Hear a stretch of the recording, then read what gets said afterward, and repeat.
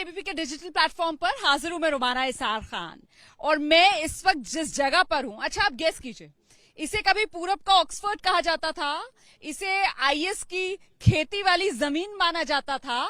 कर पा रहे हैं आप गेस? पीछे आप देख सकते हैं स्टूडेंट्स भी मौजूद हैं और वो इमारत अगर आप लोग पहचान पा रहे हो, जी सही गेस किया आपने। मैं इस वक्त मौजूद हूं इलाहाबाद यूनिवर्सिटी में। जरा तालियां बजा लीजिए एक बार अपने लिए। छात्र हैं ये मेरे साथ, यहाँ पर स्टूडेंट्स हैं ये, और हम क्योंकि निकले हुए हैं एबीपी न्यूज पर कौन बनेगा मुख्यमंत्री के सफर को आगे बढ़ाते हुए शहर दर शहर हम आपको लेकर जा रहे हैं। और ऐसे में चुनावी माहौल, चुनावी मूड और लोगों के मुद्दे, तो आज जब प्रयागराज आए तो फिर इलाहाबाद यूनिवर्सिटी तो आना बनता था। तो जरा छात्रों से जानते हैं कि उनके मुद्दे क्या है इस बार चुनाव में। मैम, इस बार फर्स्ट ऑफ ऑल मैं आपको धन्यवाद करता हूँ, आपने मुझे बोलने का मौका दिया। इस बार चुनाव का माहौल तो अभी चुनाव एक जगह हो गया है, दूसरा चुनाव चल रहा है। हम छात्रों का सिर्फ एक ही उम्मीद है, भाजपा हो या फिर सपा हो या फिर बसपा हो, सभी से मेरा एक ही अनुरोध है कि हम लोग को प्रॉपर टाइम पे स्कॉलरशिप दी जाए। अभी हम लोग को स्कॉलरशिप का कुछ भी पता नहीं है। हर साल फरवरी के महीने में स्कॉलरशिप आ जाती थी 50,000, मतलब 2 साल से आ रहा 50,000, अभी तक इस साल का नहीं आया। लास्ट ईयर कोविड की वजह से हाफ स्कॉलरशिप आई 28,000। तो हम लोग का सबसे बड़ा मुद्दा है, हम लोग एक गरीब खानदान से पढ़ते हैं, हम लोग यहाँ पे आते हैं अपने पढ़ाई, एक एक माँ बाप पूरा बैकग्राउंड से जो भी पैसे लगा करके आते हैं यहाँ पढ़ने के लिए, तो जो भी पैसे है स्कॉलरशिप में यूटिलाइज हो जाता है, मिल जाता है। हम लोग एक सरकारी यूनिवर्सिटी में पढ़ रहे हैं, तो स्कॉलरशिप अभी तक कुछ भी नहीं आई है और एक भी जॉब वैकेंसीज नहीं आई है। भाजपा ने अभी तक एक भी वैकेंसीज नहीं क्लियर किया है। तो रोजगार का मुद्दा बड़ा मुद्दा है, क्योंकि मैम हम लोग मिडिल क्लास के लड़के हैं और जो भी यहाँ पढ़ने आते हैं सब मिडिल क्लास के अधिकतर लड़के होते हैं। और देखिए मैम, सबसे बड़ा मुद्दा ये है ना कि ये रोजगार का जो इस समय एनटीपीसी का हुआ है और ग्रुप डी का है, इसको लेकर हम लोग बहुत ही चिंतित है। बहुत ही जो हम लोग का जो इस समय जो दशा है बहुत ही खराब दशा है, क्योंकि मानसिक तनाव में है। खुद हमें ही देख लीजिए, हम भी बहुत इस समय बहुत घबराए हुए हैं, क्योंकि अभी पेट का एग्जाम हम भी दिए हैं, पेट में कुछ क्लियर नहीं हो पा रहा कि जिससे कि कौन लोग इसमें पार्टिसिपेट करेंगे। बड़ी बात आप कह रहे हैं, मतलब लगता है कि भविष्य अंधकार में, ऐसा लगने लगता है क्या? हाँ, ऐसा तो लगता है कि भविष्य अंधकार में है, क्योंकि जॉब निकल ही नहीं है। जैसे वैकेंसी होता है ना, वैकेंसी सारा जैसे खाली जा रहा है। 2-4 साल में 1-2 वैकेंसी निकलता है, 10,000 फॉर्म भराता है 1 करोड़। इसमें जो है हम लोग का भविष्य जो है अंधकार में ही है। एक हम लोग का सिविल सर्विस ही एक ऐसा है जो हर साल निकलता है और किसी का भी गारंटी नहीं है, सिर्फ सिविल सर्विस करा रहा है और किसी की भी चीज का गारंटी नहीं है, किसी भी जॉब का। बिल्कुल, ये दिक्कत बहुत है छात्रों को, क्योंकि वो लगातार मेहनत करते रहते हैं, पढ़ाई करते रहते हैं और जिस एग्जाम के लिए तैयारी करते हैं, फिर आखिर में आकर उसी एग्जाम का मामला फुस हो जाता है और उनको अपना भविष्य अंधकार में दिखता है। आपको क्या लगता है, आपका मुद्दा क्या है? मैम, मेरा मुद्दा है कि हमारी ही यूनिवर्सिटी में देख लीजिए, बहुत सारे प्रोफेसर की सीट वैकेंट है, लेकिन इनको भरा ही नहीं जा रहा है। इनका जो फंड आ रहा है पता नहीं कहाँ जा रहा है। अब ओपनली तो हम लोग बोल नहीं सकते कहाँ जा रहा है। अरे बोलिए ना ओपनली, एबीपी न्यूज पर आप हैं, बोलिए आप। अब यहाँ का जो एडमिनिस्ट्रेशन है वहीं तो जा रहा होगा फंड। तो हम लोग क्लास जाते हैं, प्रोफेसर कहीं रहते हैं, कहीं प्रोफेसर नहीं रहते हैं, पर यही खुद से पढ़ना होता है। मैम, तो इतनी अच्छी यूनिवर्सिटी, सेंट्रल यूनिवर्सिटी में आके क्या फायदा। अच्छा, आप लोग जिस तरीके के मुद्दे उठा रहे हैं, भाई शिक्षा का मुद्दा, रोजगार का मुद्दा, ये बुनियादी मुद्दे हैं, लेकिन इस वक्त उत्तर प्रदेश में जो चुनावी माहौल है, मैं आप ही लोगों से जानना चाहती हूँ कि आपको लगता है कि इस वक्त जो चुनाव है वो बुनियादी मुद्दों पर हो रहा है या फिर भावनात्मक मुद्दे हावी हैं? सबसे पहले आपका बहुत बहुत शुक्रिया कि आपने कवरेज के लिए इलाहाबाद यूनिवर्सिटी के ऐतिहासिक प्रांगण को चुना। हम लोग एबीपी न्यूज के रेगुलर दर्शक भी रहे हैं। मेरा नाम प्रत्युष रौनक है, मैं बेसिकली बिहार का रहने वाला हूं। ट्विटर पे एक इंसान ने कमेंट करा था कि Trump, I will not accept Trump as my president. Someone asked कि क्या आप जो बाइडेन के प्रेसिडेंट है? उसने कहा I am not from USA, I am not from Uttar Pradesh, I am from Bihar actually. But चूंकि 2019 से मेरा एडमिशन यहाँ पे हुआ है, मैं ग्रेजुएशन के फाइनल ईयर में हूँ, लेकिन चूंकि मैं ट्विटर पे भी एक्टिव हूँ और चीजों को यहाँ पे देखते हैं बुनियादी स्तर। क्या रहे हो, मुद्दे पर आओ ना जी। भूमिका ही बांधे जा रहे हो। जी शुक्रिया। तो जिन मुद्दों पे चुनाव लड़ा जा रहा है, जैसे धार्मिक मुद्दे बहुत सारे यहाँ पे उठाए गए हैं उत्तर प्रदेश में, कि जैसे तो आप कह रहे हो कि धार्मिक मुद्दों पर यूपी में चुनाव हो रहा है, ये सही हो रहा है, गलत हो रहा है? मैम, ये बहुत गलत हो रहा है। हम नेता हमारे प्रतिनिधि होते हैं, हम अगर प्रतिनिधि को अपने चुन के, एक मैम बहुत बड़ी हिपोक्रेसी, बहुत बेकार चीज है हिंदुस्तान में, खासतौर पे मेंटालिटी है कि हम हिंदुस्तान में अपना प्रधानमंत्री चुनते हैं, अपना मुख्यमंत्री चुनते हैं, रादर देन अपना सांसद और विधायक। अगर गांव की महिलाएं भी इस तरीके से, महिलाएं देखिए, बहुत सारा तबका ऐसा है जो अपना विधायक नहीं चुनता, वो किसको वोट दे के आया, तो मैं मोदी को वोट दे के आया या मैं फलां को वोट दे के आया। ये बहुत बड़ी बात ये कह रहे हैं, बहुत बड़ी बात के कह रहे हैं, और इस बात को मैं भी बहुत महसूस कर रही हूँ। आप जो पॉइंट कह रहे हैं ना, मैं उत्तर प्रदेश में अलग अलग शहरों में घूम रही हूँ। अच्छा, मैं कहती हूँ भाई कौन जीतने वाला है, मैं माइक आगे लगाती हूँ तो मतलब नाम जो है वो सीधे प्रधानमंत्री पद के वाले दावेदारों के नाम सामने आ जाते हैं। मोदी, भाई उत्तर प्रदेश में तो योगी की सरकार है, तो आप मोदी का नाम क्यों ले रहे हैं? परेशानी है, अगर हमें परेशानी, अगर हमारा नदी नाला ठीक नहीं बना, अगर रोजगार नहीं, अगर कोई भी चीज समस्या है, तो हमारा जो प्रतिनिधि है वो हमारा विधायक है, हम उससे सवाल जवाब करेंगे ना, हम मोदी जी या योगी तक तो नहीं पहुंच पाएंगे। ये बड़ी बात है। तो क्या क्या चुनाव जो है वो जाति धर्म पर हो रहा है, आपको ऐसा लगता है? मैम लग तो रहा है जैसे कि हम लोग छात्र हैं, हम लोग के सामने सबसे बड़ा मुद्दा रोजगार का है, लेकिन क्या होता है कि पहले वैकेंसी नहीं आती, किसी तरह आ गई तो परीक्षा नहीं होता, आ गया तो इतनी धांधली के बाद रिजल्ट आता है कि इंसान वैसे टूट जाए। हम लोग का अभी 3rd ईयर है, बीए 3rd ईयर में। अब सबसे बड़ा संकट हमारे रोजगार का। अभी इस बार हम लोग बीए 3rd ईयर में पास हो जाएंगे। मेरा नाम रत्नेश मिश्रा है, मैं गोंडा से हूँ। तो सबसे बड़ा मुद्दा हम लोग के लिए यही है, रोजगार है, कि समय पर परीक्षाएं हो और उसका बिना धांधली से रिजल्ट आए, बिना भेदभाव किए हुए। ये हमारा मुद्दा है। चुनाव के अंदर मुद्दा आपको क्या लगता है, सबसे बड़ा मुद्दा क्या है? क्या बुनियादी मुद्दे जिन पर बात होनी चाहिए चुनाव में, सही दिशा में चुनाव आगे बढ़ रहा है या भटक चुका है यूपी चुनाव? मैम, जिस हिसाब से देखा जाए, योगी सरकार जिन मुद्दों पर आई थी, शिक्षा, रोजगार, स्वास्थ्य, सारे मुद्दों पर ये पूर्णतः विफल हुए हैं। इनका एक भी काम सही नहीं है। ये आए छात्रों की सुरक्षा के नाम पे, महिलाओं की सुरक्षा के नाम पे, एनसीआरबी का डाटा उठाकर देख लीजिए, सबसे ज्यादा उत्तर प्रदेश में क्राइम है लड़कियों के खिलाफ। कस्टोडियल डेथ में उत्तर प्रदेश में लेकिन वो कहते हैं दंगे तो नहीं हुए ना हमारी सरकार में, दंगे तो नहीं हुए हमारी सरकार में। दंगे क्यों नहीं हो रहे हैं? दंगाई जब खुद बैठे हैं। और सीए एनआरसी क्या था? वो भी तो एक प्रकार का दंगा था। किसान आंदोलन भी था तो वो भी तो दंगा था।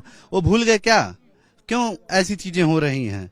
मैम, वायलेंस और मास वायलेंस में क्या है? मास वायलेंस में दंगा हो गया, वायलेंस तो है ना।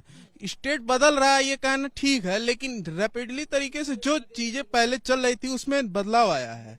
अच्छा हुआ है या पिछले 5 साल में आप क्या कह रहे हैं, अच्छा हुआ है बुरा हुआ है? रोजगार मिला है, किसमें मिला है? पुलिस सेक्टर में मिला है, ठीक, एजुकेशन में मिला है, इसमें मिला है। लेकिन इसके अलावा भी राज्य में ऐसी संस्थाएं हैं जो वर्क करती हैं, उसमें रोजगार नहीं मिला। अगर हम बीएड नहीं है तो इसका मतलब हमको रोजगार नहीं मिलेगा। हम पुलिस में नहीं जाना चाहते तो इसका मतलब हमको रोजगार नहीं मिलेगा। तो सरकार ये सुनिश्चित नहीं कर पा रही है कि जो हमारा डायरेक्टिव प्रिंसिपल है उसके अकॉर्डिंग जो हम शिक्षा ले रहे हैं उसमें हम अपनी भागीदारी कैसे सोसाइटी को दें, ये सरकार नहीं तय कर पा रही। इसमें पूरी तरह फेल है। हेलो मैम, पहले तो मैं रोजगार के बारे में थोड़ा सा आपको हिस्ट्री बताना चाहूंगा। हिस्ट्री मत बताइए, वर्तमान में आइए, अभी बताइए। Ma'am 2 minute. देखिए, क्या कहते हैं कि उत्तर प्रदेश में लोग बोलते हैं कि योगी सरकार ने रोजगार नहीं दिया, बट मैं आपसे थोड़ा सा 1 मिनट। ऐसा है कि देखिए, बसपा की सरकार 2007 से 12 तक थी तो उन्होंने 91,000 वाली सरकारी नौकरी दिया था संविदा पे छोड़ के। माननीय अखिलेश यादव जी की जब सरकार थी तो उन्होंने 2,10,000 सरकारी नौकरी दी थी संविदा को छोड़ के। योगी जी की सरकार अब तक 4,60,000 सरकारी नौकरियां दी हैं संविदा पे छोड़ के। तो योगी सरकार की वाहवाही होनी चाहिए। वन बात मैं मानता हूं मैम कि इस समय देश का सबसे बड़ा मुद्दा रोजगार है, बहुत बड़ा मुद्दा रोजगार है। मैं मानता हूं सरकार इसमें विफल भी है, लेकिन ये आरोप लगाना सरासर गलत है कि सरकार ने एक भी भर्ती नहीं की। सरकार भर्तियां कर रही है, अपने हिसाब से भर्तियां करी, परंतु सबको रोजगार नहीं मिल पा रहा है। और भैया जी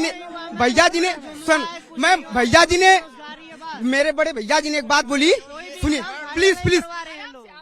मेरे बड़े भैया जी ने एक बात बोली कि उत्तर प्रदेश में जो सीएनआरसी हो रहा है या किसानों में दंगा है, तो उसमें दंगाई कौन है? किसान दंगाई है। भैया जी ने अभी बोला कि सीएनआरसी। सरकार क्या बोल रही थी मैडम? बीजेपी के नेता क्या बोल रहे थे? खालिस्तानी है, पाकिस्तानी है, आतंकवादी है। तो मैं बोल दिया तो मैम देखिए भैया जी, मिर्ची लगने लगी। जो भाजपा के एजेंट बोल रहे थे, भाजपा के दलाल, 2 करोड़ रोजगार कहाँ गया? 15 लाख रुपए कहाँ गए? पर एक सेकंड। अब वो अकेले हैं और आप लोग सब एक तरफ के हैं, तो दबाइए मत। मेरी बात सुनिए। वो जिस तरीके से बता रहे हैं, मोदी गवर्नमेंट को लॉजिकल बात कीजिए, पीछे हटिए, लॉजिकल बात कीजिए। वो ये कह रहे हैं कि मायावती का राज देखो, अखिलेश का राज देखो और योगी का राज देखो, और उसमें कंपेयर कर लो ग्राफिक्स। मैम हम बता रहे हैं ना, कंपेयर तो किए। एक दिन छापा 2.25 लाख, एक बार बयान दिए 1.25 लाख, एक बार कहे 4.5 लाख। तो हम सही आंकड़ा क्या माने? सही आंकड़ा क्या माने? आंकड़ों की बाजीगरी। हाँ मैम देखिए, नहीं हो रही है आंकड़ों की बाजीगरी नहीं हो रही। 1.37 लाख माध्यमिक शिक्षा में वैकेंसी निकली, टीचर 69,000 मतलब उसमें 1 लाख, सुनिए, 1,46,000 उत्तर प्रदेश पुलिस में वैकेंसी निकली। मैं स्वीकार करता हूं कि इस समय देश में सबसे बड़ी चुनौती रोजगार है, मैं मानता हूं, परंतु ये मेरे बड़े भाइयों का ये आरोप लगाना सरासर गलत है कि सरकार ने रोजगार नहीं दिया। सरकार ने रोजगार दी, लेकिन अपने तरीके से उन्हें बोलने दीजिए, उन्हें रोजगार योगी सरकार रोजगार कुछ नहीं दी है मैम, केवल लॉलीपॉप दी है। क्या अगर हम बीएड नहीं किए तो क्या, अगर हम बीएड नहीं किए तो और अन्य में हम नौकरी नहीं ले सकते? और भी वैकेंसी निकालना चाहिए ना, केवल क्या हम टीचर बनने लायक? मैम जो ये कह रहे हैं कि 69,000 भर्ती है, ये समायोजन है, शिक्षा मित्रों को हटाया गया है, उस पर समायोजन किया गया है। 69,000 नई भर्ती नहीं है, नई शिक्षक भर्ती 97,000 की मांग की जा रही है। इस बात को समझ और ये बोल ले एक एक करके, ये बोल ले, उसके बाद आप दोनों के पास आ रही हूँ। 1 मिनट मेरी बात सुनिए, आप लोग सब बोलेंगे तो नहीं आएगा, ये बोल लें, फिर आपको बोलना है, आपको बोलना है, हाथ उठा दीजिए, मैं सबके पास आऊँ। बुनियादी मुद्दा है इस विश्वविद्यालय में स्टाफ की समस्या है। ये मुद्दा वो रख चुके हैं पहले, स्टाफ की समस्या। मैम बेरोजगारी के मामले में यूपी इतना बेहाल है कि आज यहाँ रोजगार के नाम पे कुछ भी नहीं मिल रहा है। जब भी अभी यही हमारे प्रयागराज में ही, प्रयाग रेलवे स्टेशन में बच्चे 24 जनवरी को धरना दे रहे थे शांतिपूर्ण तरीके से, उन पर लाठियां चलाई गई, उनके घर में घुस के मारा गया, लाज को तोड़ा गया, जैसे हम हिटलर के दौर में जी रहे हैं मैम। और यहाँ मैम ये कहना चाहता था, ये भाई हमारे कहा कि 69,000 शिक्षक दिया, उस 69,000 शिक्षक भर्ती में हमारे पिछड़े दलित शोषितों का हक लूटा गया मैम, एकदम सरेआम। और सुप्रीम कोर्ट का जब जवाब आया तो इन्होंने अपने ट्विटर से, योगी जी हम अरे सबको बोले कि 6,000 पद हम नियुक्त करते हैं। हाँ, ये अब 6 महीने में कितनी वैकेंसी निकाल देगी? और कोविड के बाद जितनी व्यवस्था रोजगार की बातें करेंगे, जब कोविड से फुर्सत पाएंगे तब ना। मैम बीजेपी की संपत्ति लगातार बढ़ रही है, बीजेपी की संपत्ति लगातार बढ़ रही है। 7 साल सत्ता में आई केंद्र में और देश की सबसे बड़ी पार्टी बन गई इकोनॉमी के मामले में। आप लोग यहाँ पर जो मुद्दे गिना रहे हैं, हाँ मैं इसी पर आना चाह रही थी। आपको लगता है कि इस बार का चुनाव जो है वो निर्णायक रहेगा? इस बार का चुनाव निर्णायक रहने वाला है? मैम जो इस बार का चुनाव है वो कहीं भी देख लीजिए, कहीं भी किसी भी जिले में कोई भी अगर बीजेपी के पार्टी जा रहे हैं या फिर योगी जी कहीं जा रहे हैं, कोई मुद्दे की बात नहीं कर रहा है। या तो हिंदू मुस्लिम हो रहा है, या जातिवाद हो रहा है, या हिजाब वाला हो रहा है। कल अभी योगी जी ने गजवा हिंद का जो उन्होंने वो दिया है। मेरा मानना है मैम कि मुद्दा चुनाव जो है कहीं भी हो, देश में हो, किसी स्टेट में हो, हर चीज का एक ही मुद्दा होना चाहिए कि कोई एक बेसिक मुझे रोजगार हो, स्वास्थ्य हो। तो जिस तरीके से अभी ये कह रहे हैं कि साहब हिजाब की बात हो रही है, गजवा हिंद की बात हो रही है, ये जितने मुद्दे हैं, क्या इससे चुनाव भटक रहा है? आपको लगता है चुनाव भटक रहा है? मैम आप न्यूज में देखोगे तो आप सुनो मैम, आप न्यूज देखोगे तो धर्म काम कर रहा है वहाँ पर जो बेसिक मुद्दे हैं, जो बेस पे काम कर रहा है वो एजुकेशन, शिक्षा, चुनाव में इस पे काम चल रहा है। मैम अगर आप न्यूज देखोगे तो आप मैम कहने का मतलब है आप 2 साल से यूनिवर्सिटी आपका मुद्दे की बात, हिजाब, मैम कर्नाटका का हिजाब इसीलिए बनाया गया है कि ताकि चुनाव प्रभावित हो, पोलराइजेशन हो, उसी की वजह से एजुकेशन यहाँ इतना बड़ा मुद्दा है, बेरोजगारी, लेकिन हिजाब का मुद्दा इसीलिए बना है क्योंकि प्रभावित हो चुनाव। तो यहाँ पर आप देख सकते हैं ये इलाहाबाद यूनिवर्सिटी के छात्र हैं और किस तरीके से यहाँ पर जबरदस्त आपस में ही आर पार शुरू हो गई। ये डिजिटल पर आप चुनावी मूड की पड़ताल देख रहे थे एबीपी के डिजिटल प्लेटफॉर्म पर। फिर किसी और शहर से और कुछ और युवाओं के साथ आपसे मुलाकात होगी। फिलहाल मुझे इजाजत दीजिए, नमस्कार।